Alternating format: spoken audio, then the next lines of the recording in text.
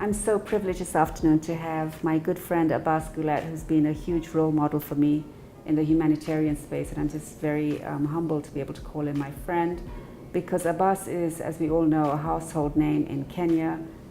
The work he's done in not just the humanitarian space, but just as a Kenyan is just amazing. And you know, when you look at the Kenya Red Cross, one would wonder what would our lives be without the Kenya Red Cross. So it's really my pleasure to have Abbas here today. And Abbas, I know we've had a really busy 2017, and as we start 2018, maybe what we should do is just recap on the things that the Kenya Red Cross has done in 2017. Yeah.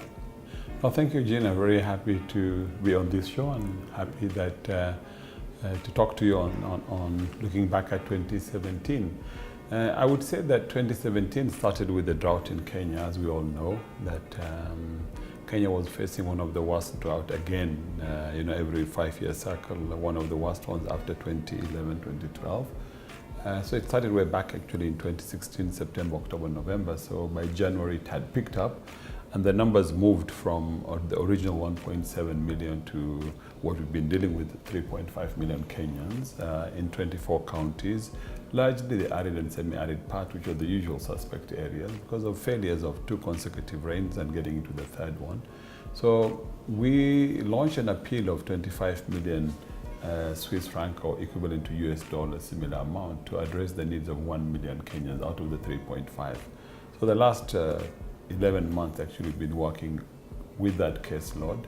The bulk of our funding, 80%, was going towards cash transfer, which is something new, something innovative in terms of not giving food handouts, because it was more economical financially, more dignified, and address the needs better than giving handouts of food and having women to queue up with their kids on their back for 8 hours, 10 hours, waiting for 2, 3, 5 kilograms. So on a monthly basis, we've been transferring 3,000 shillings a month per household to about 41,340 households, which will go on until January next year. Thanks to European Union, ECHO, British government, DFID, and British Red Cross, who gave us most of this money. Of our appeal of 25 million, we have up to now, in early December, got about 80% of the funding, which has been very good. We also look at water as a large need. We look at health and nutrition, especially for children under 5, lactating and pregnant mothers, and people positively living with HIV/AIDS also that need assistance during these times of drought. So that will continue, and until January. We had rains October, November, which were a big relief to this country, but it is predicted that the coming month of January will be also very dry and very hot. Wow. So the drought will continue. But the beauty of this drought, Gina, many times, if you recall 2011, 2012, when we did Kenyans for Kenya, we had piloted some 3 projects with mid to long-term activity. The project in Walda, project in Baringo, project in Turkana. Those 3 projects are still functioning and going on today. So those 3 communities, in spite of the drought, had something to eat, they had water to drink. So they were food secure. They were secure.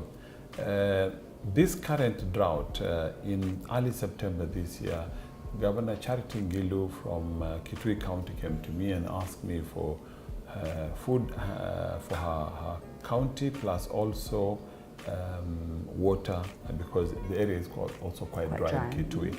So instead, for the water, yes, we could do rehabilitation of boreholes, shallow wells, and pipes and all that, repaired, which we did, and it was really nice. But the food issue, I told her, no, I didn't have money for food, and we didn't have food. But I said, look, you know, there was already predictions being given that the rains were going to be relatively okay.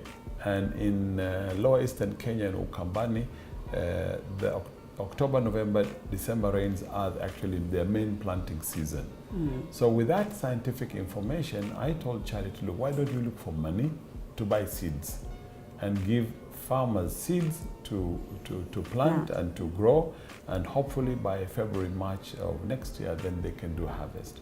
So she was quite excited about it, because she said she also wanted to, her priority is food security, it is poverty, it is health and water, and education, 5 things. So I said, for us, we'd be interested to work with her on the issue of food security and water, and poverty in that sense.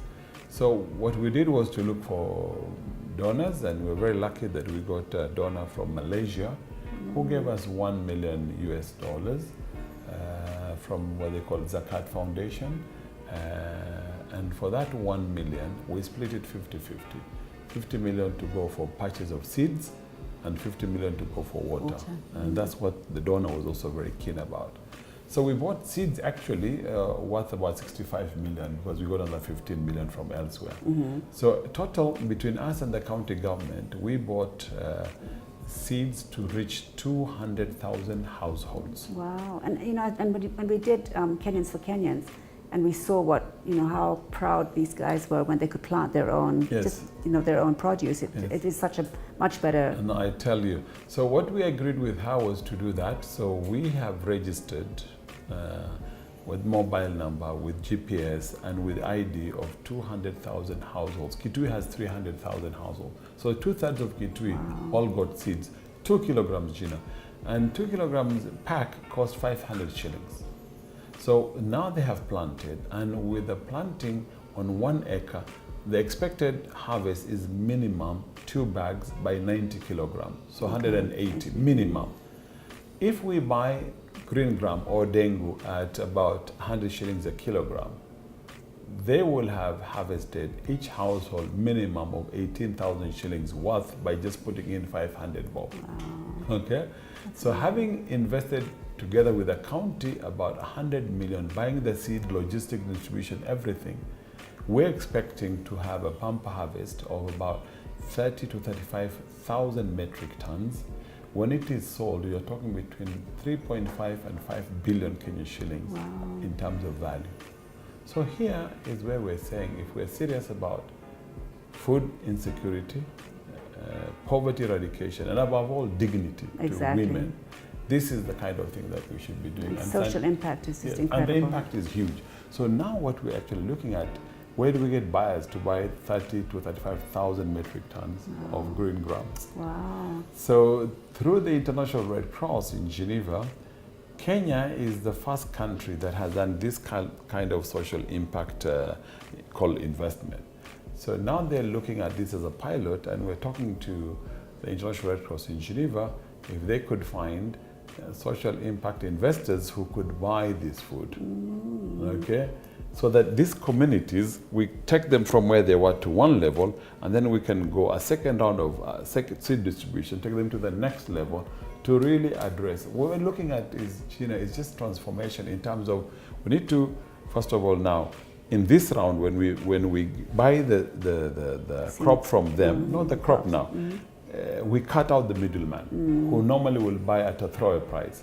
There's the idea of value addition, cleaning, storing, packing, all these things, which now we don't have the resources. But hopefully after 1 or 2 harvests, we can actually get investors who are willing to do the whole chain. Wow. And with that, then the value appreciates completely. Also. Completely. And the whole area just gets completely uplifted. Completely. So for me, we call the drought a disaster, which is true, but there is positive side also you can get out of every disaster. And that's what I'm very keen about.